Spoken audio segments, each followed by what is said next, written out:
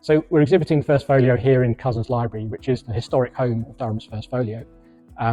So the First Folio was printed in 1623, and it contains 36 of Shakespeare's plays. 18 of those plays had never been published before. The Durham First Folio has a particularly unique history.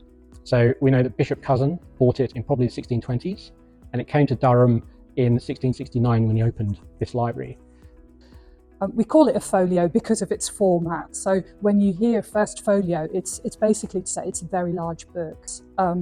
Normally plays were published in smaller formats or as individual plays. And this was one of the earliest times in history in Western Europe that a book of plays was published in this very large format, which was normally only reserved for texts like the Bible or law books.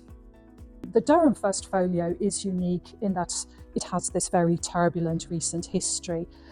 It was stolen in 1998 and then thankfully returned to us in 2010, but unfortunately it was in a very, very bad condition.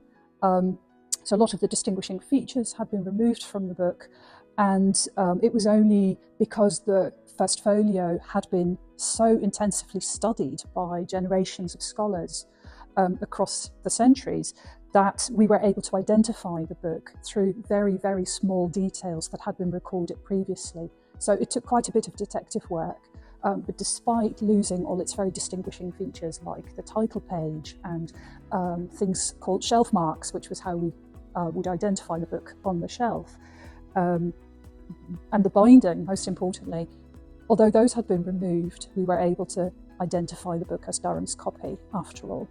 So Durham's First Folio was returned to the university in 2010, and since then we've kept it here at Palace Green Library. It's been in air-conditioned, secure storage, and inspired by the 400th anniversary of the printing, we wanted to re-evaluate our First Folio and make it more accessible. This began as a conservation project, and we were considering how best to repair, restore, rebind the First Folio. However, it took an interesting turn in that during our research, it became clear that the most important aspect of the book was actually linked to its theft and its current condition. And this was a really interesting outcome. The result of that was that we decided, for now, we are not going to restore the book. We've stabilized it. We've carried out minor conservation treatments to stop it becoming more damaged, but the condition in its disbound state has been retained for the duration.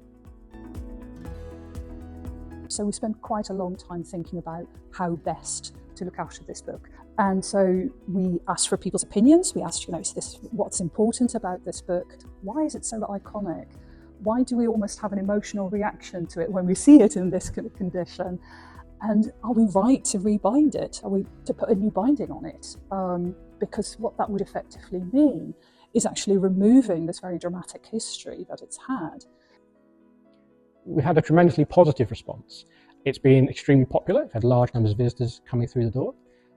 I think some of the feedback that stood out to us was how appreciative people were to see the book again. It has been it's not been displayed for quite some time, and also to see this behind the scenes aspect of our work. So as conservators, as custodians and curators, some of our work is public facing, but a lot of it goes on behind the scenes, and it can be quite technical. So having a space like this to talk to people and people who are willing to spend the time to see what we do through the filmed elements of the exhibition and the interpretation, I think people have really appreciated that, and it's been really great to hear that they've enjoyed those kind of more technical elements. Yeah, it's disappointing that it was so damaged. Well, obviously been missing for 10 years, and all the damage, and I read that there's a debate whether to restore it or not. It would be nice if the front cover was restored, but that's not for me to decide. It's quite impressive to see something that has survived for such a long time, and seeing the history that it was stolen and had been recovered, even though the current state probably is not what it was supposed to be. So it's a bit of a sad thing as well. But on the other hand, Durham University was lucky to get them back. I think people are drawn to these works. They don't necessarily understand them as well as they could. Most of human existence is covered in Shakespeare. Birth, death, tragedy, murder, revenge, love, all of these things. Every generation thinks it has invented something like this. And every generation seems to be wrong about that, because we can look at Shakespeare, for example. My favourite quotes. I mean, mine's is usually to be or not to be, but not to be, I work yes. with children, so quite often we change that, to do or not to do. I love the library. I was blown away by the library. It's amazing. So, as a librarian, the key thing for me is to share what we have with other people. So, traditionally, people in my profession have been kind of seen as gatekeepers, so only allowing very select, serious researchers access to our collections.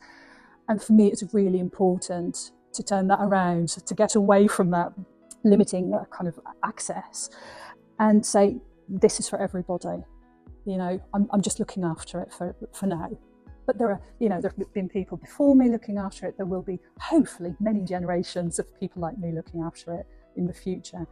What we're doing is we share, we look after our collections, and we want people to know about our collections. So that to me is extremely important as a librarian.